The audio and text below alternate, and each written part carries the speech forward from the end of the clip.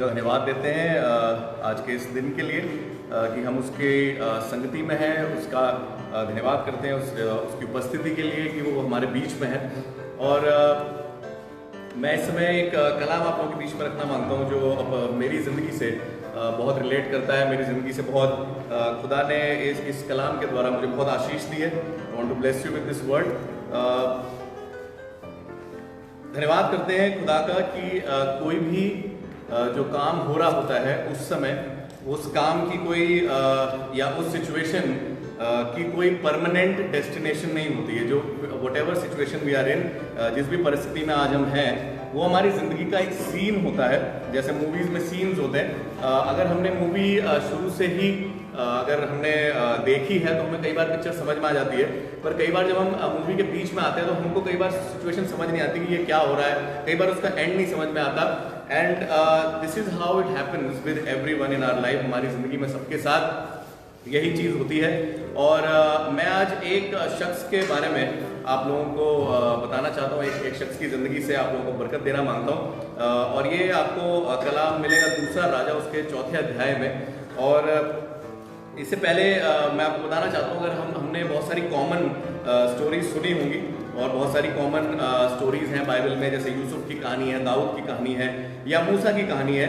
अगर हम यूसुफ की बात करें, अगर हम उसकी ज़िंदगी में उस सीन में घुसे जब वो गड्ढे में पड़ा हुआ था और हमने एंड नहीं देखा तो कई बार हमको मालूम नहीं चलता। हमको लगता है कि यार नहीं है तो इसकी सिचुएशन ठीक नहीं थी। इसी प्रकार से, इसी तरीके से कई बार हम लोगों की ज़िंदगी में वी एंटर, हम लोग कई बार लोगों की ज़िंदगी में आते हैं और हम देखते हैं कि यार ये तो जूझ रहे हैं। शायद इनकी ज़िंदगी में गुनाह है, शायद इनकी ज़िंदगी में गरीबी है, इनकी ज़िंदगी में कर्जा है, इनकी ज़िंदगी में शायद टूटापन है और बहुत सी चीज़ें।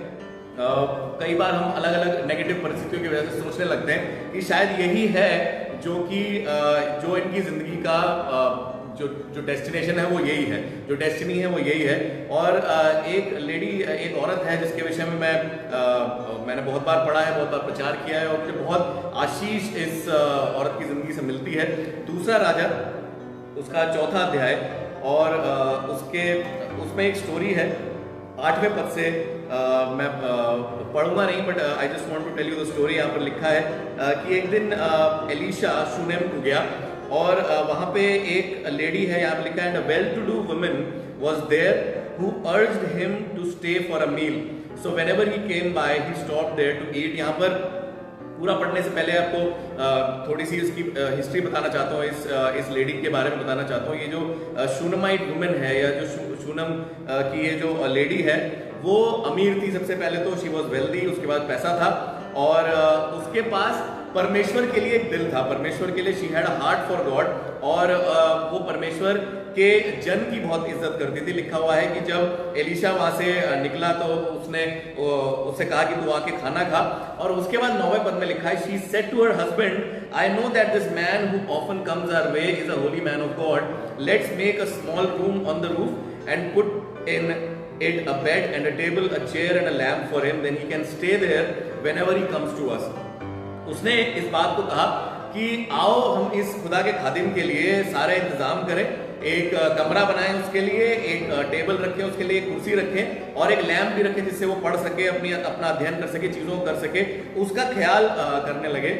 और एक दिन लिखा है 12वें पद में लिखा है कि एलिशा ने एक दिन, वो जब उनके घर में था तो उसने जाकर उसने अपने चेले गेहजी से कहा कि तू जाके उस लेडी से कह कि वो मेरे पास आए। और उसने फिर उसके बाद उस लेडी से कहा, Elisha said to him, tell her you have gone to all this trouble for. उसने कहा कि तूने ये सब चीजें मेरे लिए की हैं, क्या मैं तेरी तरफ से जाकर राजा से या किसी बड़े अध्यक्ष से तेरे लिए कुछ फेवर मांग सकता हूँ? क्या मैं तेरे लिए कुछ बड़ा काम उसके लिए मांग सकता हूँ? तो उसने जाके उसने कहा कि नहीं, मैं तो अपने लोगों के बीच में रहती हूँ, मुझे किसी चीज़ की ज़रूरत नहीं है। और उसके बाद उसने 16वें पद में एलिशा ने उस लेडी को बुलाया और उससे कहा, about this time next year, इसी समय अगले साल तेरे हाथ में एक बेटा होगा, you will hold a son in your arm, तेरे हाथ में एक बेटा होगा।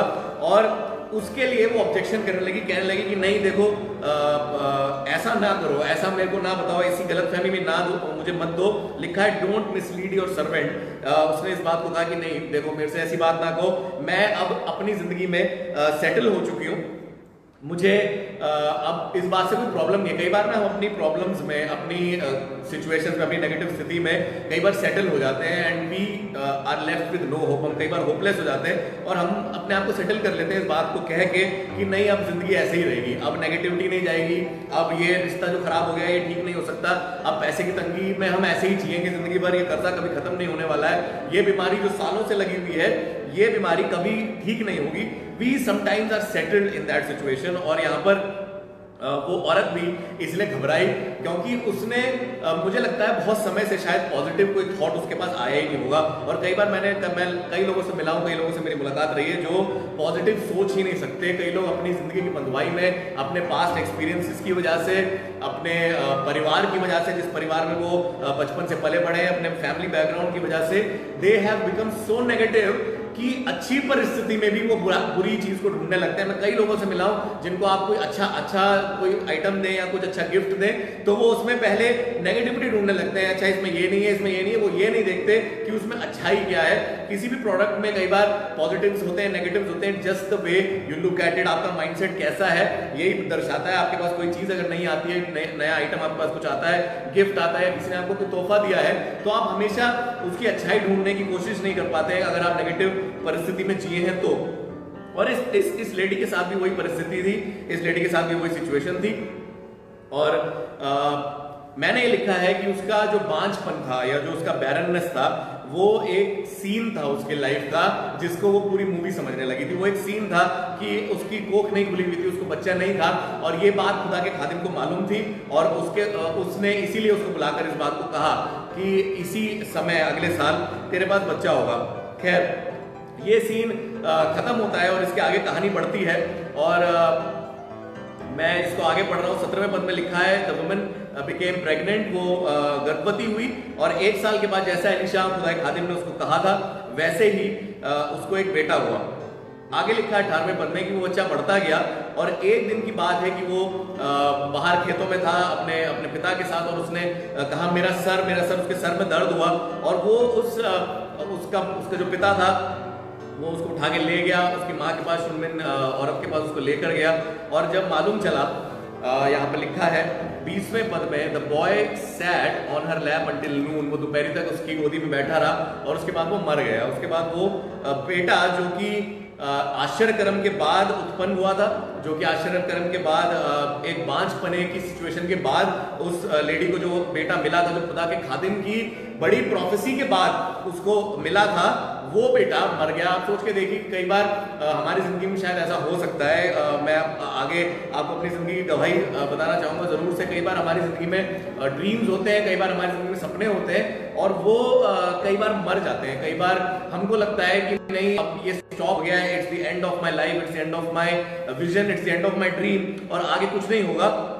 और मुझे इस लेडी से इतनी आशीष मिलती है, वो लेडी जिसको मतलब जितने भी लोग देख रहे हैं, मैं एक पेरेंट हूँ, चाहे आप माँ हो चाहे आप बाप हो, जब आपका बच्चा आपकी गोदी में मर जाए तो ये जायज़ है कि आप बहुत मुझे लगता है परेशान हो सकता है आप रोने लगे, आप होप छोड़ दें। पर आपको मैं इसका रिस्पॉन्स दिखाना चाहता हूँ। 21वें पद में लिखा है she went up and laid him on the bed of the man of God then shut the door and went out.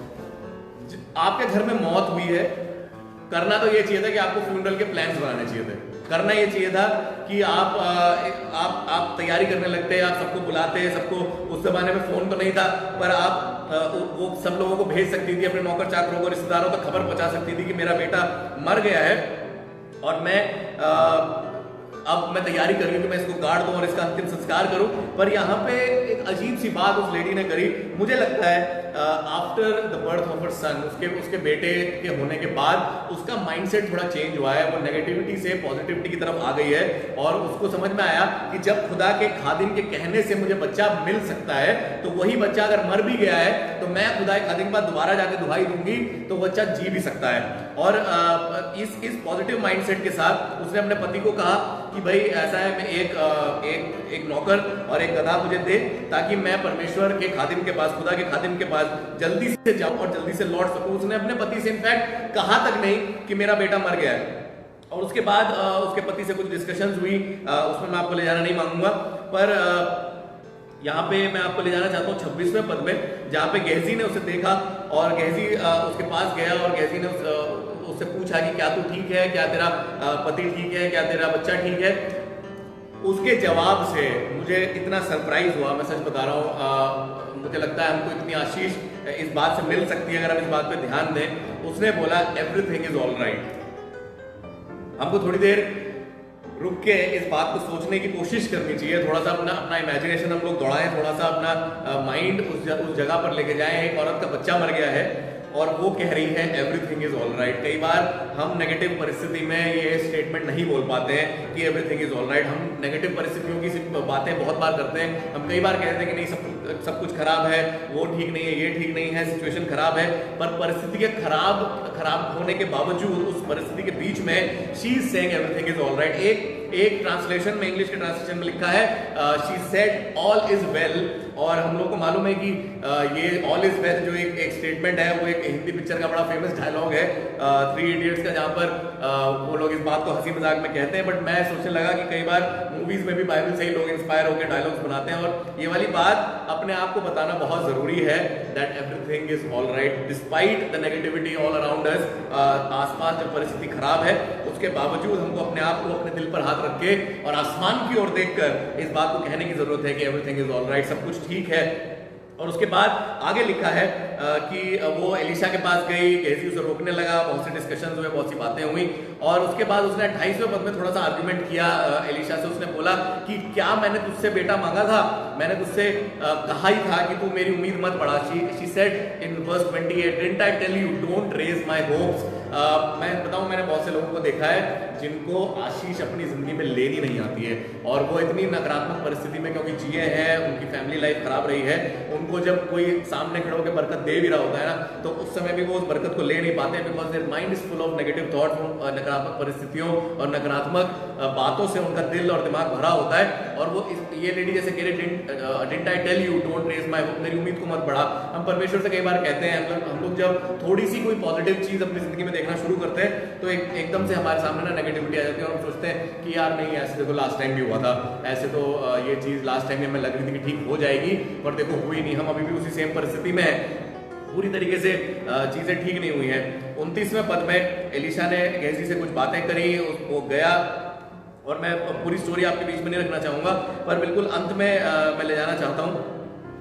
35वें पद में एलिशा ने बहुत कोशिश करी, उस बच्चे के लिए दुआ करी, उस बच्चे के साथ कई चीजें करी, उस पर हाथ रखा, बॉडी टू बॉडी उसके ऊपर स्ट्रेच हो गया। और 35वें पद में लिखा है Elisha turned away and walk back and forth in the room, then got on the bed and stretched out on him once more. बहुत सी कोशिशें करने के बाद भी वो जब बहुत सी चीजें नकारात्मक हो गई, जब वो नहीं वहां पर आश्चर्य कर्म कर पाया, तो उसने अंत में लिखा है कि एक बार फिर वो उसके ऊपर पूरा जाके फैल के लेट गया। और आगे लिखा है द बॉय स्नीज्ड 7 टाइम्स। वो जो लड़का था, जो बच्चा था, उसने 7 बार छींक मारी और उसके बाद उसने अपनी आंखें खोल दी। मैं इस समय किसी बिब्लिकल टीचिंग में नहीं जाना चाहता हूँ कि उसने 7 ही बार छींक क्यों मारी। कई बार लोग इस डिस्कशन में पड़ जाते हैं कि भाई 7 बार छींक मारने का क्या तात्पर्य है, व्हाट इज दिस, एंड उस पर चला जाऊंगा तो बहुत समय लग जाएगा। बट मैं केवल ये बताना चाहता हूँ कि वो बच्चा तमाम परिस्थितियों के बाद, सब चीज़ों के बाद अब जिंदा हो गया है। उसके बाद एलिशा ने गेहजी को बुलाया और उससे बोला कि उस लेडी को बुला, उस औरत को बुला, और उससे कहा टेक योर सन, अपने बच्चे को वापस ले जाओ। और वो आई और वो उसके पैरों पर गिर गई, उसको दंडवत किया और अपने बेटे को लेकर वहां से चली गई। मैं कुछ बातों को रखना चाहता हूँ इससे पहले कि हम और आगे वचन में चलें। कई बार क्या होता है कि हम परमेश्वर के साथ जब बढ़ते हैं, मैंने कई बार इस बात का प्रचार किया कि जब हम नए नए खुदा में आते हैं तो खुदा बाप हमको स्थापित करने के लिए या हमको स्टेबल करने के लिए हमारी जिंदगी में कई बार बहुत बड़े बड़े आश्चर्य कर्म करता है। वचन में भी ये लिखा हुआ है कि आश्चर्य कर्मों के द्वारा और चिन्हों के द्वारा लोग यीशु मसीह के पास आते हैं। बट बात यह है कि वो एक बच्चे के साथ किया जाता है, एक छोटे बच्चे के साथ किया जाता है। आप जो बर्ताव एक छोटे बच्चे 5 साल के बच्चे के साथ करते हैं, वही बर्ताव आप 18 साल वाले बच्चे के साथ नहीं करते हैं, और वही बर्ताव आप एक 40 साल वाले आदमी के साथ नहीं करते हैं। बिहेवियर आपका चेंज होता चला जाता है। द सेम वे, उसी तरीके से परमेश्वर में आश्चर्यकर्म करता है, जो हमारी गवाहियों को रखता है, जो रोज हमारी जिंदगी में बड़े बड़े मुआवजे करता है। उसने हमारे लिए ये कर दिया, उसने हमको जॉब दिलवा दी, उसने हमको बीमारी से निकलवा दिया, उसने हमको हमारा रिश्ता ठीक कर दिया। Lot of things when God does in our life, उसका मतलब ये नहीं है कि हम उसी चीज पे डिपेंडेंट होकर अपनी जिंदगी बिताने लगे और हम हर बार एक आश्चर्यकर्म का इंतजार करने लगे कि चलो अब फिर आश्चर्यकर्म होगा, अब हम फिर आश्चर्यकर्म का इंतजार करेंगे। कई बार परमेश्वर हमसे ये चाहता है कि जब जिंदगी में आश्चर्यकर्म ना भी हो रहे हो तब भी हम उस पर उतना ही भरोसा करें। जब शद्रक मेशक और अबेदनगो जब आग के धधकते हुए भट्टे में थे तो उन्होंने एक बात की, उन्होंने कहा देखो हमें मालूम है, हमको पता है, we are sure of this that God will do a miracle, हमें मालूम है कि परमेश्वर एक मिरेकल करेगा, पर बॉटम लाइन ये कि अगर वो ना भी करे ना तो हमको कोई फर्क नहीं पड़ता, हम उसी के पीछे चलेंगे। और क्रिश्चियन मैच्योरिटी यही होती है, मसीही मैच्योरिटी यही होती है, मसीह में परिपक्व हो जाना। इसी को कहते हैं कि जब आप अपने नेक्स्ट का इंतजार नहीं कर रहे होते हैं, मुआवजे आपकी जिंदगी में ऑटोमेटिकली होते चले जाएंगे, कभी नहीं होंगे कभी होंगे, पर आपको अगर अपनी जिंदगी में ग्रोथ देखनी है तो we can not be dependent on this, केवल इसी चीज के लिए इसी चीज के ऊपर डिपेंडेंट ना रहे। मैं छोटा सा एक इंसिडेंट अपनी जिंदगी से बताना चाहता हूँ, छोटी सी एक गवाही है। बहुत साल बात है, अराउंड 2012 करीब की बात है। मैं एक दूसरे शहर में खिदमत कर रहा था और वहाँ पे कलीसिया की पासबानी कर रहा था और परमेश्वर ने मुझसे बातें की और मुझसे कहा कि मैंने ये डिसीजन गलत ले लिया है, मैंने ये निर्णय सही नहीं लिया है एक कलीसिया की स्थापना करने का और कलीसिया शुरू करने का। मैंने वहाँ के खादिमों से बात करी, मैंने अपने सीनियर से बात करी और मैं वहाँ पर वापस अपने शहर गाजियाबाद में आ गया, जहाँ पर मैं पला बड़ा हूँ, जहाँ पर मैंने खिदमत सीखी है और की है बहुत साल। और मैं अपने शहर में आ गया और परिस्थिति बहुत अच्छी नहीं थी मेरी, बहुत नेगेटिव सिचुएशंस हो गई थी, बहुत से लोग गंदी गंदी बातें कर रहे थे, बहुत से लोग नेगेटिव बातें कर रहे थे, बहुत सी चीज़ें खराब मेरे बारे में कह रहे थे। पर मुझे एक दर्शन दिया है 2005 और 6 में परमेश्वर ने मुझे दर्शन दिया था कि मैं जवानों के बीच में खिदमत करूंगा, जवानों को आराधना के बारे में बताऊंगा, आराधकों को रेज करूंगा, I will raise worshippers in the city where I am, जो जिस शहर में मैं हूं या जिस शहर में परमेश्वर मुझे लेके जाएगा वहां पर मैं आराधकों को खड़ा कर सकूंगा। और अलग अलग तरीकों से खुदा ने मुझसे बात करी कि परमेश्वर जवानों के बीच में मुझे रखेगा और जवानों को खुदा के पास लाने का काम करेगा। But I want to tell you one thing, मैं आपको एक चीज बताना चाहता हूँ। वो तो 2-3 साल मेरी जिंदगी में बहुत खराब थे, बहुत समय खराब रहा और नेगेटिविटी चारों तरफ से थी। घर के लोग, रिश्तेदार, दोस्त, सब लोग अलग अलग बातों को कर रहे थे, क्योंकि इसमें उनकी भी कोई गलती नहीं है। कई बार हम लोग केवल नेगेटिव सिचुएशन दिखाई देती है, जो करंट सिचुएशन है, वो जो करंट सीन है वही हमें दिखाई देता है। और उसके बाद जो है हमको हम ये नहीं देख पाते कि आगे हमारी लाइफ में क्या होगा। एक्सक्यूज मी,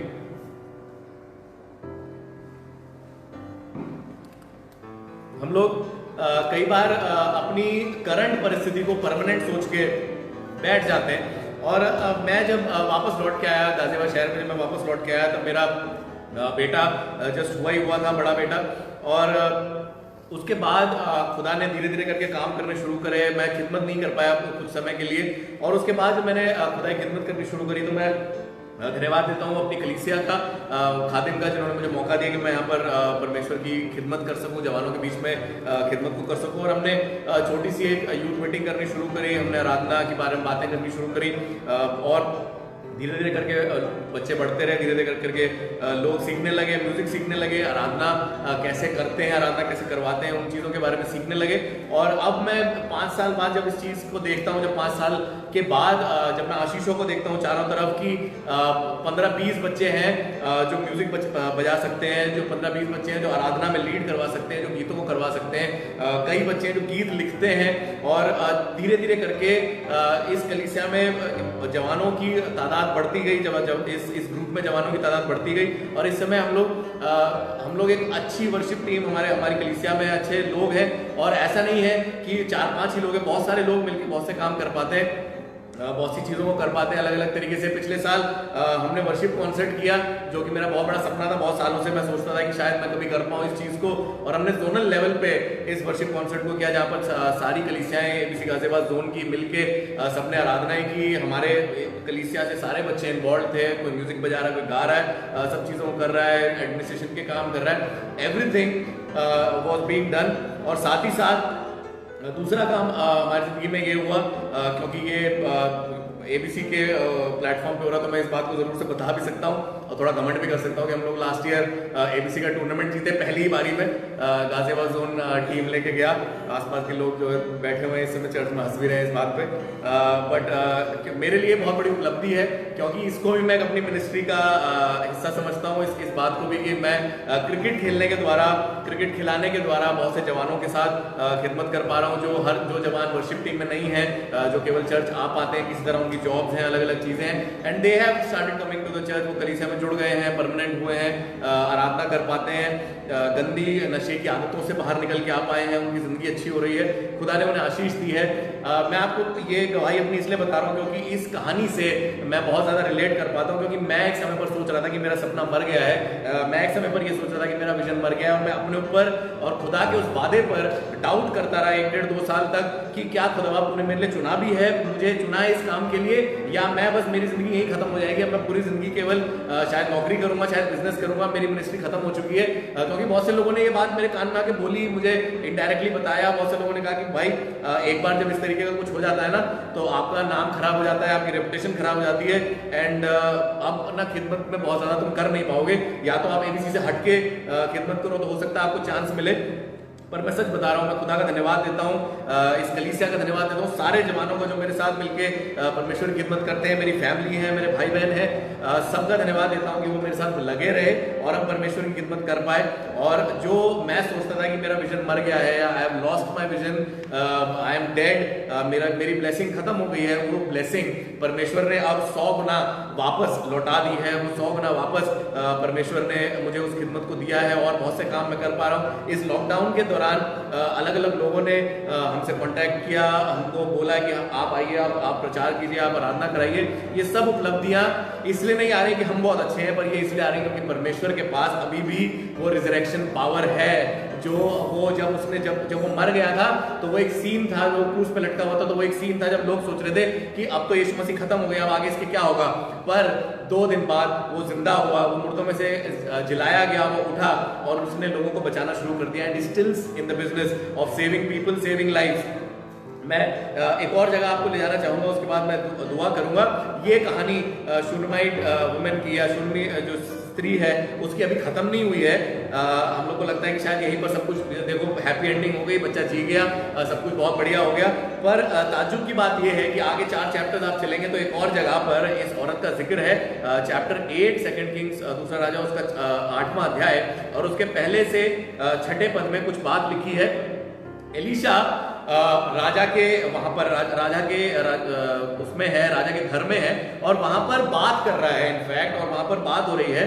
और लिखकर मैं 8वें अध्याय की शुरुआत से पढ़ रहा हूँ। Elisha had said to the woman whose son he had restored to life, go away with your family and stay for a while wherever you can, because the Lord has decreed a famine in the land that will last 7 years. Elisha ने उस औरत से कहा कि तू जाके दुश्मनों में रहने लग, फिलिस्तीन लोगों के बीच में रहने लग, और वहां पर 7 वर्ष तक रहना, क्योंकि अभी तू जिस जगह पर है, अभी तू जिस जगह पर सेटल्ड है, और तू कहती थी कि मैं तो अपने लोगों के बीच में हूं और मुझे किसी चीज की कमी नहीं है, वहां पर अब अकाल पड़ने वाला है 7 साल तक। और मैंने अभी आपको बताया कि मेरी जिंदगी में भी 2-3 साल ये अकाल आया, जब मुझे लगा कि सारी चीजें खराब हो गई हैं। तब एलीशा की बात उस औरत ने सुनी, और वो उठ के वहां से चली गई और अपने दुश्मनों में जाकर रहने लगी 7 साल। उसने, मैं सोचता हूँ यहाँ पर तो बड़ी इजीली 1 वर्ष में लिख दिया गया है that she was staying with the Philistines for 7 years. और 7 साल कितना बड़ा समय होगा। 7 साल में उस औरत ने क्या क्या झेला होगा, क्या क्या लोगों ने आकर उससे कहा होगा। दुश्मन दूसरी जगह से आई हुई लेडी को वहां पर कितनी दिक्कत हुई होगी। बट 3rd वर्स में लिखा है, at the end of the 7 years she came back and went to appeal to the king for her house and the land. वो वापस गई उस जगह के राजा के पास और जाके कहने लगी कि भैया मेरा घर वापस कर दो, मेरी जमीन वापस कर दो, क्योंकि अकाल पड़ने के टाइम पर जमीन की कोई वैल्यू नहीं रह जाती और बिल्कुल जीरो हो जाती है, क्योंकि अब कोई उपज नहीं है, कुछ मिल नहीं रहा है, कुछ फ्रूटफुलनेस हो नहीं रही है। और आगे लिखा है, The king was talking to Gehazi at that exact moment of time. The king was talking to Gehazi, the servant of the man of God, and had said, "Tell me about all the great things Elisha had done." Gaethje से उस राजा ने पूछा कि Elisha के आश्चर्य कर्मों के बारे में जरा कुछ बताओ यार मेरे को, मैं जानना चाहता हूँ कि एलीशा ने क्या क्या बड़े बड़े काम किए हैं। और मैं सच बताऊं, इत्तेफाक एक ऐसा वर्ड है जो मैं इस्तेमाल नहीं करता हूं, क्योंकि इत्तेफाक किस्मत को दिखाता है और हम किस्मत पर बिलीव नहीं करते, हम डेस्टिनी पर बिलीव करते हैं जो परमेश्वर ने हमारी जिंदगी में रखी है। ये एक परमेश्वर की तरफ से हुआ इत्तेफाक था, या परमेश्वर ने एक प्लान आउट किया था कि उस समय पर उस औरत की बात गेहजी करेगा। जब राजा ने उससे पूछा और गेहजी ने बोला कि एक औरत थी और उसका बच्चा था, उसके बच्चा नहीं था और उसके बच्चा हुआ, फिर वो मर गया और एलीशा ने कैसे उसको मुर्दों में से जिंदा किया।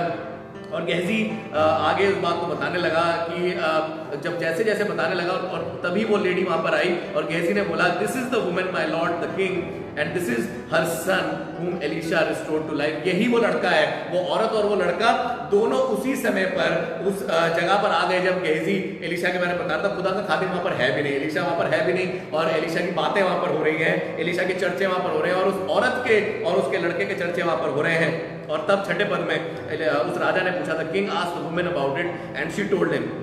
उसने उसको बताया कि मेरी ऐसी ऐसी परिस्थिति है, मुझे जमीन चाहिए अपनी वापस और मुझे घर चाहिए।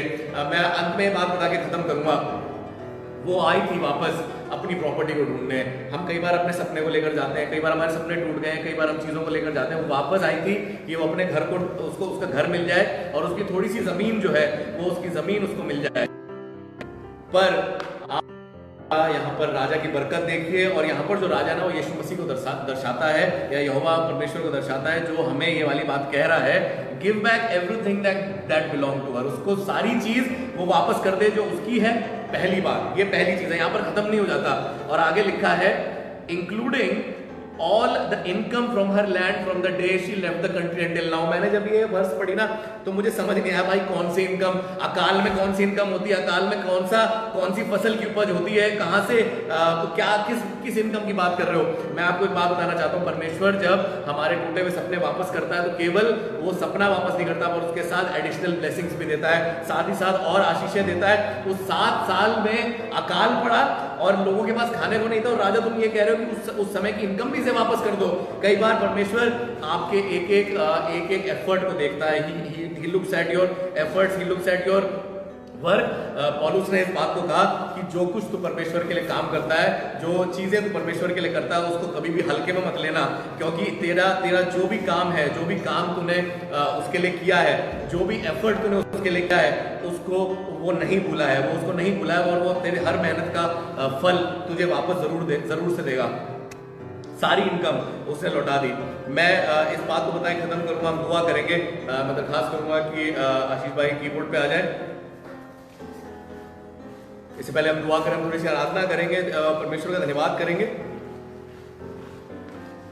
पर मैं आपको जो मैसेज आज दे के जाना मांगता हूं वो ये है कि पहली बात तो ये कि अगर आपका सपना टूट भी गया है तो परमेश्वर के पास लेके जाएं, उस सपने को वापस लेकर जाएं।